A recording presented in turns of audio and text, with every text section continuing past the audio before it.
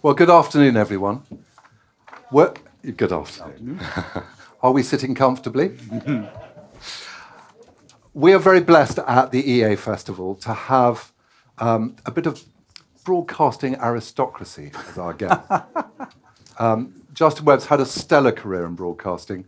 I think he's done almost every important Radio 4, BBC role. He's been in Northern Ireland, he's been in America, he's been all over the world, and he's been in our lives for a very long time. And over the last week or two, I've been mentioning to people that you and I were going to be having a chat, and I think the thing that comes across so much to everybody is a sense of warmth to you, because you have a sense of telling us often what's miserable about the world, but somehow or other we're able to carry on after we've heard the news. And sometimes we're left in a sort of rather portentous state, but you have a warmth about you that delights us all. So let's start at the beginning, because you came from a sort of broadcasting family. Am I right in saying your mother's grandfather edited the Radio Times? Yes, so the part of my family that is the admitted part of the family, or was throughout my childhood, was my mother's side. My grandfather was the first editor of the Radio Times, a friend of Lord Reith. He edited Titbits in an age where Titbits was a respectable thing to edit, and he had a really quite distinguished career as a newspaper editor. And then, of course, on the other side of my family, as it were, my father, who I never knew, was Peter Woods, the 1950s newsreader. You're all way too young to remember the 1970s as it actually was. Flattery will get you everywhere. Yeah. So in the 1970s, Peter Woods was quite a big character. And actually before that, I mean, he was a newspaper reporter in the 1950s, and then a TV reporter, and then a TV presenter in the 1970s. But the 1970s is such a long time ago. When I told my youngest daughter years ago that I was going to write a book about my upbringing and not knowing my father and all the rest of it in the 1970s and how life was there, I was driving her home from school, and I said to her, when Daddy was young, we didn't even have a car. And she looked up from her book and said, "Oh, when were they invented?"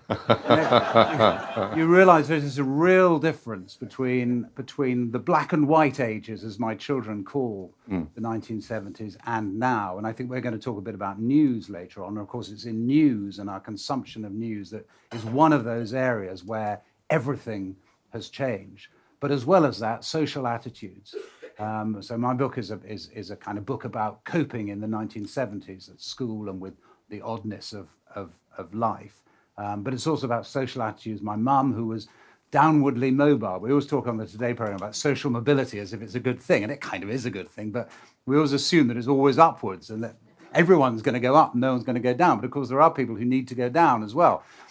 Looking around this house, there's some way to go before it happens to anyone who owns such a glorious place, but it does happen to everyone. And it certainly happened to my mum, who grew up in quite decent circumstances with her father, who was this newspaper editor and had quite a lot of money, and she regarded herself as gently born, but gradually throughout her life, through impecuniousness, poor choices, particularly of men, etc., it was possible then, particularly for a woman actually in those days, to fall lower and lower in the social scale, but always to hold to those things that kept your sanity, as it were. So I was asking when I came up here whether they had any begonias in their gardens, to which they looked horrified and said no. And I remember that my mother regarded begonias as lower middle class.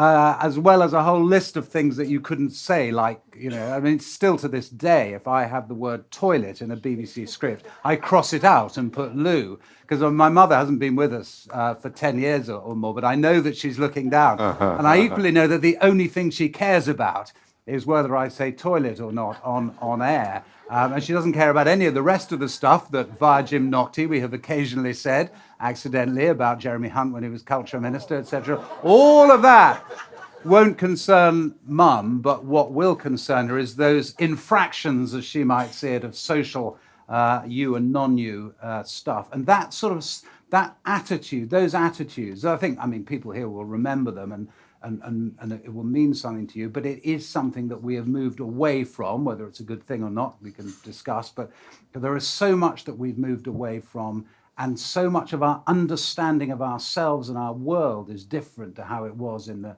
1970s. And that's why it is kind of dizzying, actually, to be in the news business, because I think what we say, you're kind enough to say that I've been broadcasting for quite a long time, the change in the attitude, not of us to the audience, but of the audience to us, has been really profound in that time. Well, we're going to talk about that. But in a way, when you began as a broadcaster, the BBC was almost a monopoly of news. Yeah. And now the BBC is just one of many. I think our children's generation just see it as yet another source. Yeah. So when I started the BBC in 1984, and it was well before the profusion of channels, and certainly the profusion of news options that there were, and it was obviously well before the internet. And independent radio was just beginning. Independent radio was only just beginning, and there was a sense still of authority that existed. And since then, we have lost not only our respect for authority in the sense of no longer having Peter Woods or whoever the voice of the truth, but also much more widely we've diffused, and this goes very much to our current circumstances with misinformation and disinformation and all the rest of it, both of which terms I don't terribly like, actually, but there's kind of sense that people now feel themselves able to understand and respect their own truth. You don't have to be the Prince Harry or indeed his wife to believe that you respect and believe your own truths, and that is a decent thing to do. So it's not just that the profusion of outlets, it's also alongside the profusion of outlets, an intellectual change in people that allows them to think increasingly that truths can be found in the places they want to find them. It's been diffused. We no longer look to authority figures. In fact, we positively dislike them, and we are looking to communities, plural, of places to get information from and to get news from. And that for the BBC and for all other broadcasters is a problem that we have to cope with. But I think more widely, it's a problem actually for society. Well, I was going to say, yes.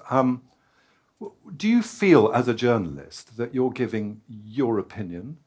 Are you giving the opinion of a group of journalists you're working with on a story before broadcast, or is it the BBC's opinion? The thing is about opinion, I wouldn't have spent a long time in the BBC if I had very strong opinions on anything, because it'd be really frustrating, actually, because you can't do it. And it always amuses me when my colleagues, people like Andrew Marr, I greatly respect, a nice guy, and John Sopel, who I know very well, and Emily Maitlis and the rest, they all go off and say, finally, we can give our opinions. And actually, well, lo and behold, I don't think their opinions are particularly a surprise to anyone. Frankly, I think we sort of knew that they believed all the things that they now say they believe. So I think there's a bit of a sort of smoke and mirrors side to it. I think it's perfectly obvious what people in the BBC think about a wide range of subjects. And I think the BBC is actually, if Tim Davie, the Director General, were here, I think he would acknowledge that there is a lack of diversity of thinking that he has wanted to challenge, and I think is a good thing to challenge. But within that, the extent to which you have freedom to give your own views, well, you don't, in as much as you're not meant to mouth off about your opinion of, I don't know, Boris Johnson or whatever's in the news that day. But at the same time, through the questions you ask, through the questions you don't ask, through the things that you regard as news and talk about, and the things that you don't. Obviously, I mean, we're not stupid. Everyone understands perfectly well that you are coming from a position, and you always are in news. And I think it's a good thing, actually, to acknowledge that, because I think the opposite is just to pretend things that increasingly, in an age where people think about this stuff, you can't get away with it. Why do you think there's been such an assault on the BBC, particularly from the right over the last sort of decade or so? Well, I think for two reasons. Number one is it's simply commercial. And the BBC has been in the way of some commercial opportunities for powerful newspaper owners. And you think, I mean, the most obvious one, I suppose, is the Times and Times Radio. So Times Radio is a competitor for Radio 4, and it, the Times naturally backs its own competitor and would like to diss the opposition. And that's, you understand that, and people who read the Times understand it too. And I think it's sort of, in a way, discounted by people who do that. They understand where a paper is coming from. And Times Radio, by the way, is a perfectly legitimate and actually rather good competitor to the BBC. And I think there haven't been enough competitors in the past, and there should be more.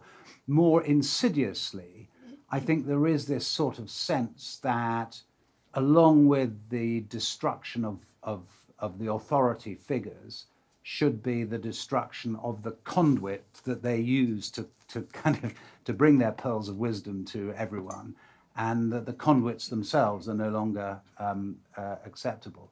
And so we live. I mean, it seems to me, I don't know what people would want to have a say on this. It seems to me that we live half of us actually wants to be done with the BBC and all these other ways in which we are told things by organizations of authority. And then half of us looks across the Atlantic to the United States and what has happened there, and the way in which broadcasting has basically become an utterly kind of useless, fatuous, self-serving and serving ever smaller communities of people thing. And we hold back from wanting to go that far. And I think we're in that kind of position now where we are going to have to make some decisions, particularly about funding for the BBC in the next decade or so. And the BBC is quite open about it. Again, if Tim Davie were here, he'd say he's openly saying, yeah, we may well have to replace the licence fee. But you've got quite a spectrum of views. We've got a spectrum of views, yeah. But you've got a lot of people who feel the BBC is the greatest export to the world this country has, and we should be investing more in it. But if you replace the licence fee, which you obviously could do, and there's no question at all, you could pay for the BBC through subscription. People would subscribe. A lot of people here would subscribe. But then looking out at you, it becomes a different organisation, because it then wants to superserve you, and naturally would superserve its subscribers, who would be, broadly speaking, the upper middle class, slightly metropolitan, broadly progressive left-thinking people. And the great horror story for, of course, the Conservative Party would be that the BBC, and I think a lot of Conservative, I know from Conservative friends of mine, who have been close to this business while in government, they know perfectly well that one of the things would happen to a subscription BBC is that it would move to the left and away from their party, because it would go to where the audience was. And you look at public broadcasting in America, National Public Radio, which has just moved away from the centre ground in America. It is now a left-wing organisation, but it panders to the people who pay for it. But also, it wouldn't be free. And rather like a public library, there is something deeply important about the free access to the BBC. Yeah. And I often feel people treasure the BBC more around the world than they do here sometimes. Yeah, I mean, having said that, as someone was saying, you do still have to pay the licence fee, so it ain't free. Yes. But it is it has this sense about it that because of the licence fee, for all that it feels to a lot of people like an unfair tax, it is still something that persuades the organisation that it does need to have something in its menu of offering for absolutely everyone right across the country. And that, I think, would genuinely go. Can we move on to future of news? And one of the things that seems to me hamstrung the BBC so much has been that the rules that were created for the BBC are part of an older world, and the world is changed now.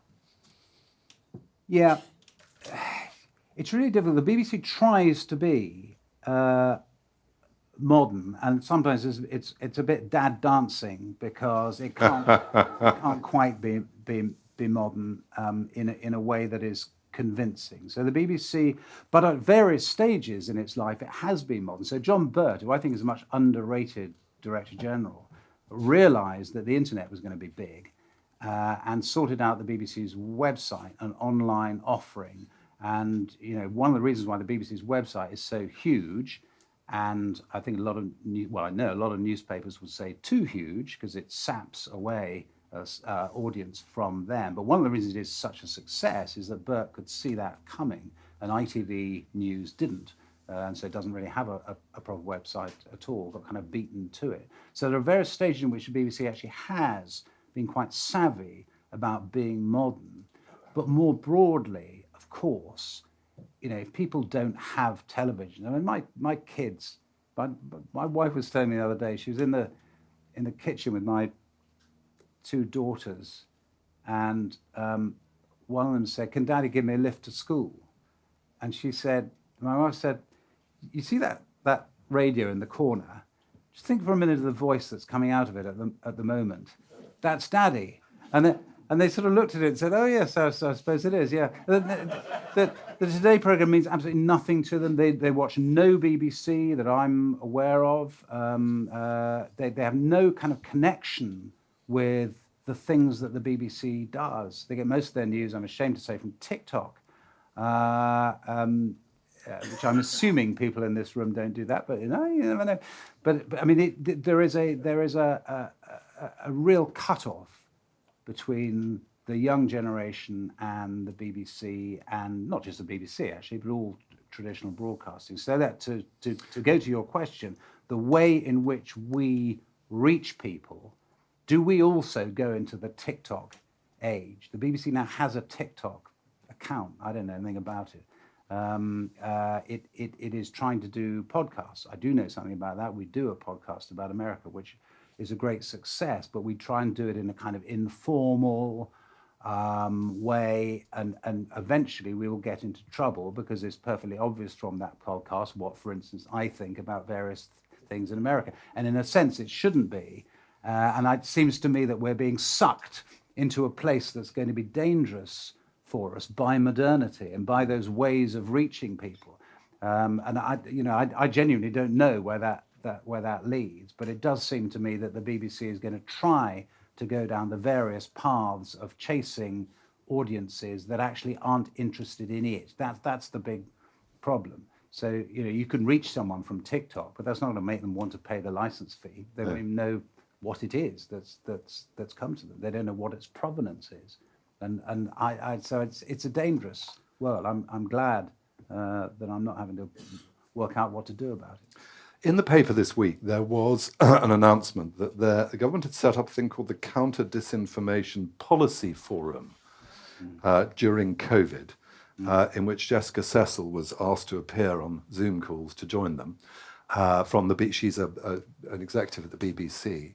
And did you feel during COVID that we were in kind of war circumstances and that you all had to watch your words a bit differently? I mean, to an extent at the beginning, I thought we did have a responsibility not to sensationalize what was happening. And I do think one of the roles of the BBC has been, keep us calm. To keep us calm, to try to work out what was actually happening before splashing it as a headline.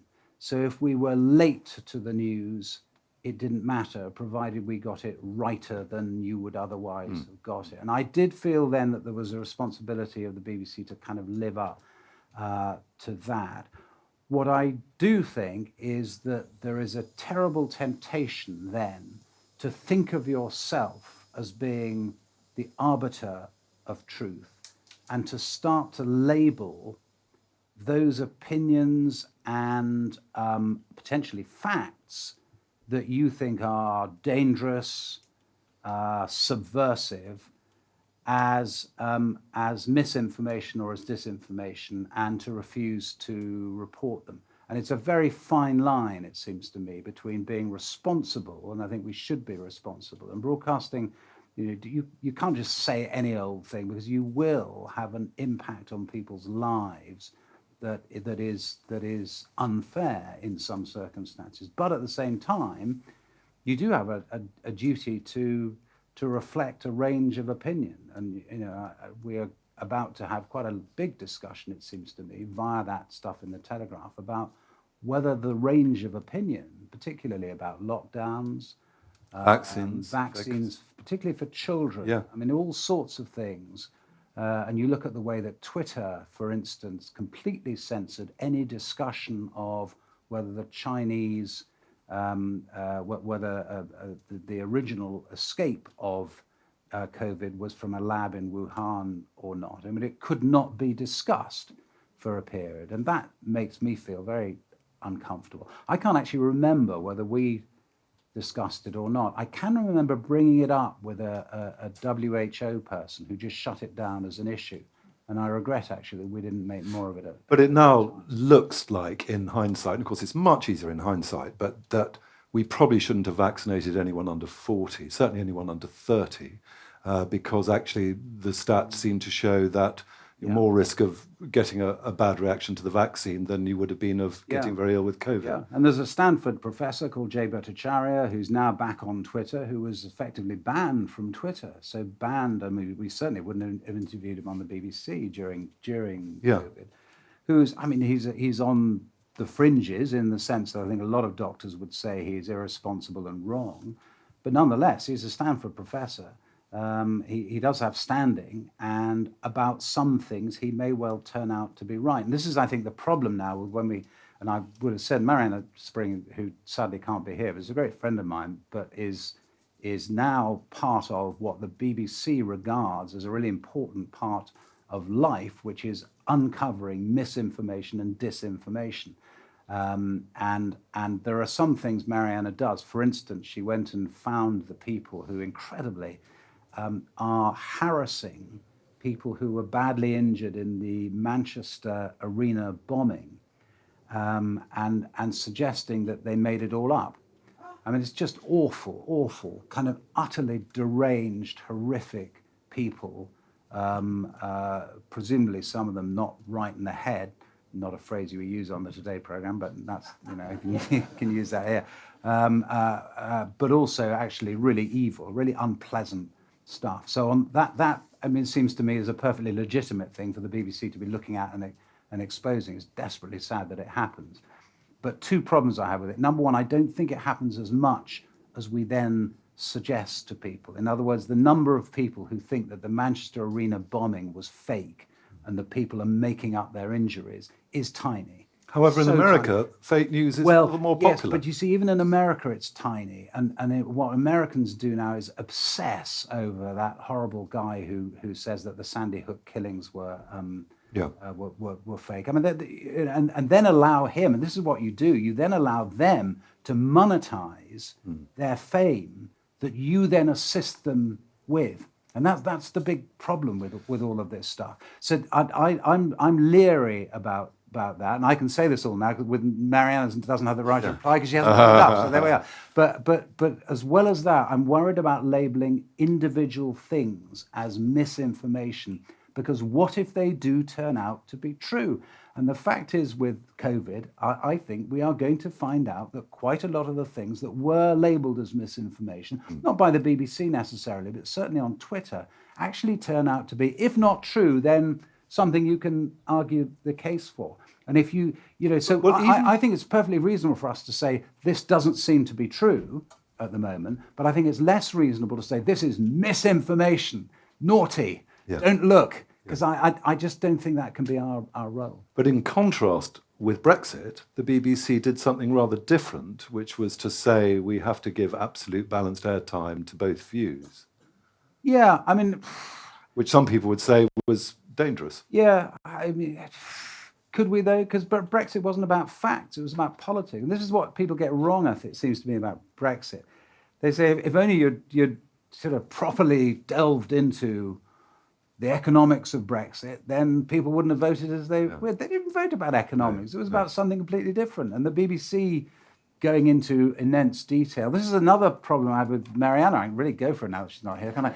In a non-BBC way. That just giving facts to people who believe things, whether those things are conspiracy theories or whether they're perfectly reasonable things to believe, if you just hammer them with facts, you don't change their minds at all. No, in fact, rather the opposite. The emotional hook. It's an emotional hook. Taking It's a back community control of people. turned It's out to taking be back probably the control. most powerful statement of the lot. And the idea that the BBC somehow facilitated us doing it via not properly challenging us with facts, I don't actually think is true. No. We're running out of time as always. Let's talk about AI, because AI has been popping up quite a lot recently. We've had terrifying things in the media saying that within 2 years AI could kill people and God knows what else. And our Prime Minister is very keen to be the world's centre of AI thought and philosophy and wants to have a conference and all that kind of stuff. Yes, we'll leave that aside. But what does it mean for news gathering? I actually don't think it's as big a problem as people say, because I think nothing is. What's that? Some sage once said about all technological change that we overestimate its immediate impact and then we underestimate its long-term impact. And I think we're doing the same thing with AI. I think we're overestimating the extent to which it damages us in the short term. Long term, it plainly will have huge changes. In news, it means that there is going to be much more fake stuff around, but there already is fake stuff around. And we're going to have to find ways of labeling, particularly online, things that are fake in a way that makes them more believable. I think deep fakes are a real problem in news when it comes to, if you saw when Donald Trump was arraigned the first time in New York and he went and there was quite a lot of deep fake stuff of him being arrested and by police officers and handcuffed outside the court. It didn't happen, but and there's stuff of him leading a group of charging people towards the court online.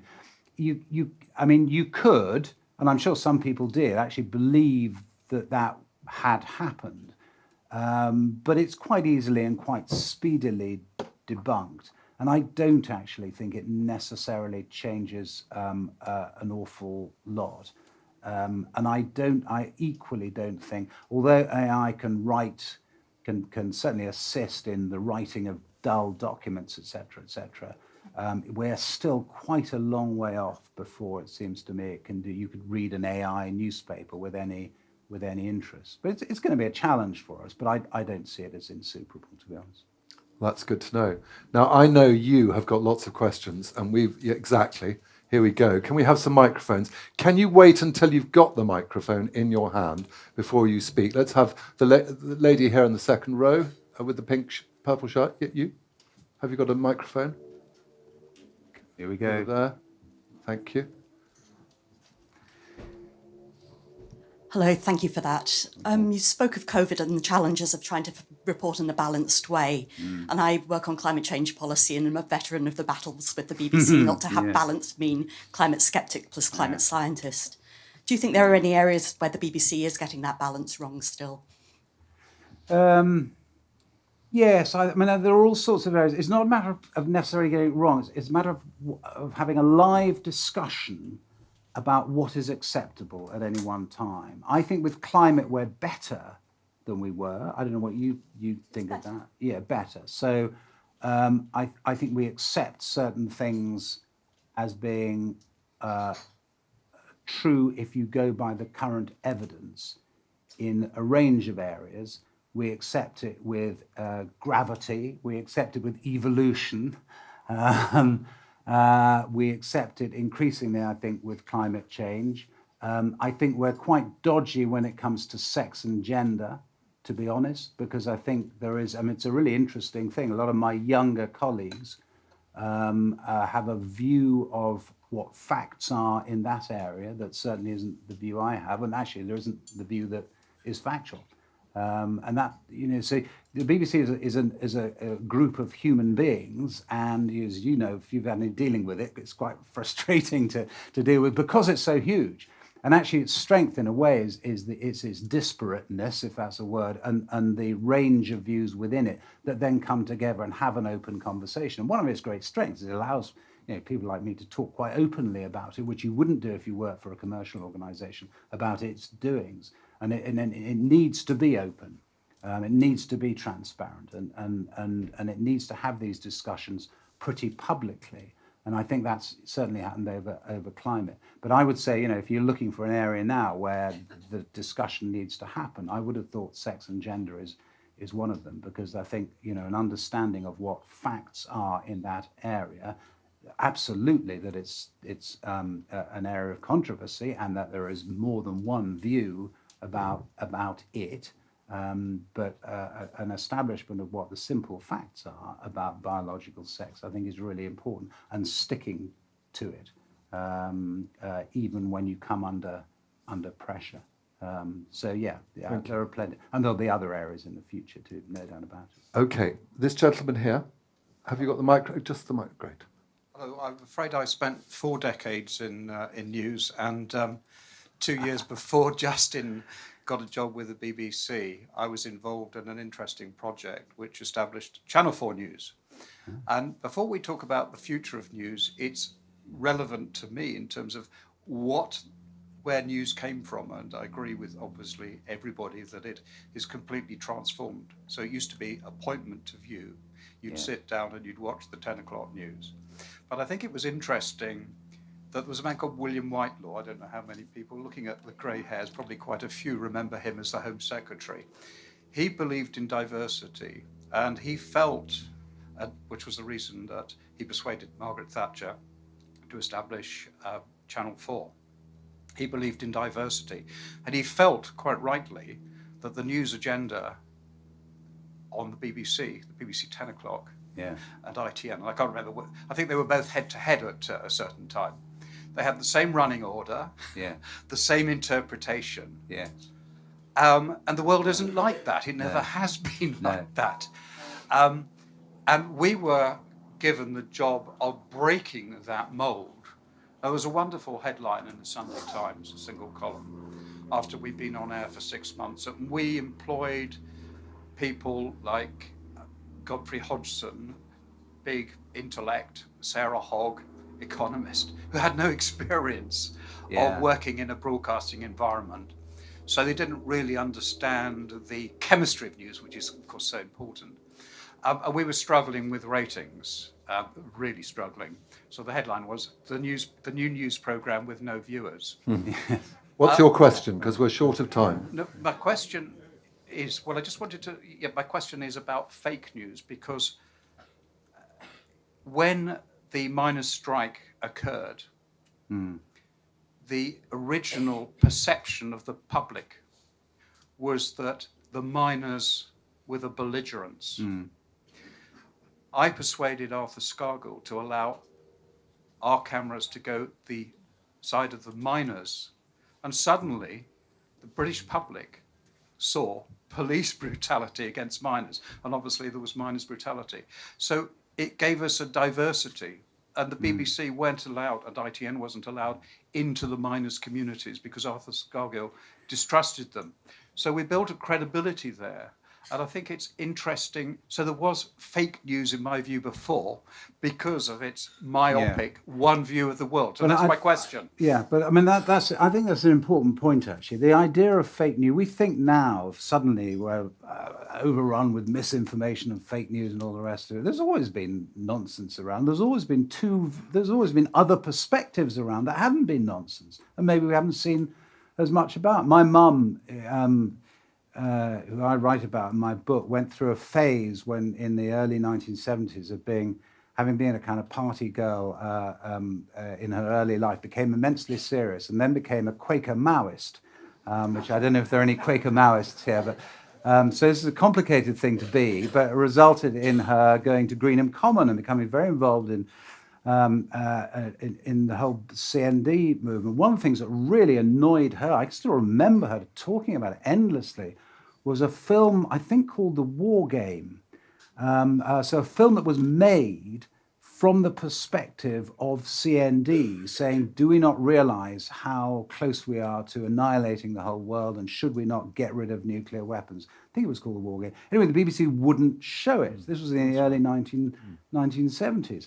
And I think for all those sort of BBC reasons, that actually would have upset people. And this was still in this time where some people here will remember you were meant to hide under your table when the nuclear bomb went off, and then come out and brush yourself down and carry on with life as best you could, and Be calm and carry on. Stuff. So it didn't comport with what the government felt people should feel about nuclear weapons, and the BBC went along with that. So it is absolutely the case that different perspectives have always been there and have always been suppressed, and people, individuals like my Quaker Maoist mum, have felt very done down. So none of this is new. It's much more in our faces because of the internet and the diffusion of everything. But it's always been there. This gentleman here. We live increasingly in an age where my feelings and my opinions trump your facts. And that, as you said, is only going to be made worse by AI. In those circumstances, and given the BBC's position, shouldn't you be doubling down on facts? And shouldn't your absent colleague Mariana have a bigger budget? Yeah, I mean, so that's one side of it. Yes, you counter people who say my opinions trump your facts with more and more facts. And every time they say, I don't know, that mobile phone masks give you cancer, you say, here is the lack of evidence for that being the case. Every time they say, I don't know, something about vaccines, you think of Robert Kennedy, Bobby Kennedy Jr. in America, who's running for the Democratic nomination for the presidency, and Biden's still going to keep his job, or at least keep his job up to the election, but he's running at sort of 15% or so, and he combines kind of wacky stuff about, not just about COVID vaccines, about all vaccines, with actually a kind of broad left-wing platform. And the problem is that if, as a broadcaster, you simply batter people like that with facts, they will always find a way of either ignoring or sort of eliding them with their own views, because, and I think this goes back to something we mentioned earlier, because this is not about facts. It's about the building of a community in troubled times. And a lot of the people Mariana deals with, I think, are not interested, well, she knows, are not interested in facts because they are more interested in being part of a community of people who feel themselves then to be given dignity, status within that community by holding a set of beliefs, even if deep down they know they're a bit dotty. And of course, lots of them are not actually terribly harmful. I mean, we all we all have the capability to believe things that probably aren't true, and we've always had it. So the short answer to your question, I don't think that just giving facts to people who are conspiracy theorists, or indeed who just who don't seem terribly convinced by the facts you give, giving them more and more facts doesn't work. And that's the problem that we face. Nonetheless, we used to have quite strong conventions here to avoid a sort of Fox News appearing in the UK. And now we've got GB News, we've got all kinds of rather more politicised news broadcasters who aren't quite as balanced, as you might say, as perhaps the BBC or Channel 4 were forced to be. Yeah. Is that a problem? Channel 4 News, as we just heard, decided to take the side of the miners in an early miners' strike, and felt that they had the right to, and GB News on the other side is doing whatever it does. I think we still, broadly speaking, we still keep to a much more centralized view of the truth than, for instance, they do in the United States. The question is whether we can carry on doing that, and whether we actually want to carry on doing that in the longer term future. I personally feel there are very good reasons to do it, and I suspect a lot of people here think there are very good reasons to do it, but it's going to have to be a democratically taken decision. I think it's a sort of national fingers crossed moment over there. Just wait for your mic. Here it comes. Thank you. It's very true what you said about status. I think that applies to climate change scepticism. And I just wanted to ask a more personal question about your Quaker upbringing, or at least being aware of it, how that has influenced you.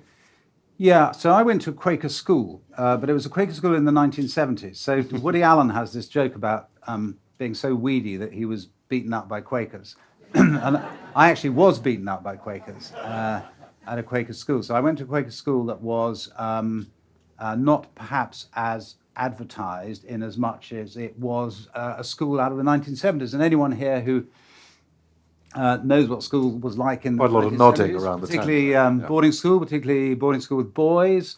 Childhood had not really been invented. I write in the book about playing rugby for the local village team when I was about 16 or 17 years old, playing with Yatton thirds, who were kind of builders and farm hands well into their 40s from around the area. We'd play on a field recently vacated by cows, and at half time they all drank beer out of a watering can. So in the second half they're not only violent but drunk as well. And it was considered perfectly okay for kids to go and take part in all of this. And we also had a kind of ritualized bullying at the school, not actually the masters, but by a bullying of each other, a kind of Lord of the Flies situation. So my kind of Quaker my Quaker upbringing was not all peace and love by any manner of means, but I do have, my mother was a very keen Quaker, and it really rescued her from a life that had spiraled considerably downhill from where